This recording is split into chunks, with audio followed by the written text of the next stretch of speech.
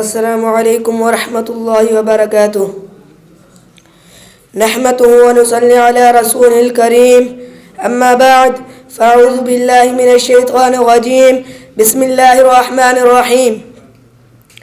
محترم سامعین السلام علیکم. يا أيها الذين آمنوا اتقوا الله وقولوا قولا سديدا يصلح لكم أعمالكم ويغفر لكم ذنوبكم ومن يطع الله ورسوله فقد فاز فوزا عظيما. اے ایمان والو، اللہ تعالیٰ کا تقوی اختیار کرو اور سیدھی بات کہو. اللہ تعالیٰ تمہارے کام سدھار دیں گے اور تمہارے گناہوں کو معاف فرما دیں گے. اور جو شخص اللہ تعالیٰ اور اس کے رسول کی اطاعت کرتا ہے اس نے بڑی کامیابی حاصل کر لی. مذکورہ آیت کریمہ میں اللہ تعالیٰ نے تقوی اختیار کرنے کا حکم دیا ہے. نبی اکرم صلی اللہ علیہ وسلم ان آیات کی خطبات میں تلاوت اور اپنے صحابہ کو اپنے خطبات میں ان کے پڑھنے کی تعلیم میں دعوت تقوی کے لیے آپ کا اہتمام واضح ہے. نبی اکرم صلی اللہ علیہ وسلم اپنے صحابہ کو کثرت سے تقوی اختیار کرنے کی وصیت فرمایا کرتے تھے. حضرت عباس رضی اللہ تعالی عنہ فرماتے ہیں کہ ایک دن رسول اللہ صلی اللہ علیہ وسلم نے ہمیں نماز پڑھائی، پھر ہماری طرف متوجہ ہوئے اور ہمیں انتہائی مؤثر وعظ فرمایا کہ اس کی بنا پر آنکھوں سے آنسو جاری ہو گئے اور دل ڈر گیا.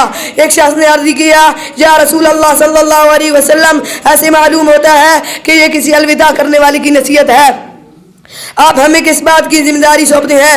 نبی اکرم صلی اللہ علیہ وسلم نے فرمایا، میں تمہیں تقوی اختیار کرنے کی وصیت کرتا ہوں اور سماع و اطاعت کی.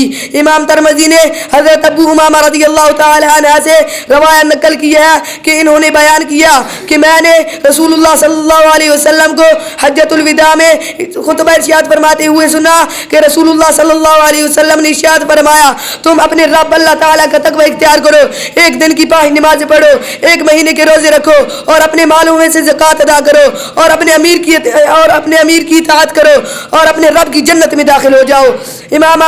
امام ترمذی نے حضرت ابو رضی اللہ تعالی عنہ سے روایت نقل کی ہے کہ انہوں نے مجھے فرمایا کہ تم جہاں کہیں بھی ہو اللہ تعالیٰ کا تقوی اختیار کرو، برائی کے پیچھے نیکی لگا کر اسے مٹا دو اور لوگوں سے اچھی اخلاق سے پیش آؤ. امام احمد نے حضرت ابو ذر رضی اللہ تعالی عنہ سے روایت نقل کی ہے کہ رسول اللہ صلی اللہ علیہ وسلم نے فرمایا، 6 دن پھر ابو ذر میں جو تجھے کہوں اس پر غور فرمانا. نبی اکرم جب 7واں دن ہوا تو نبی اکرم صلی اللہ علیہ وسلم نے فرمایا، میں تمہیں خلوت و جلوت میں تقوی اختیار کرنے کی وصیت کرتا ہوں. اللہ تعالیٰ سے دعا ہے اللہ تعالیٰ ہمیں اس پر عمل کرنے اور اس کو سمجھنے کی توفیق عطا فرمائے. وآخر دعوانا ان الحمد للہ رب العالمین. السلام علیکم.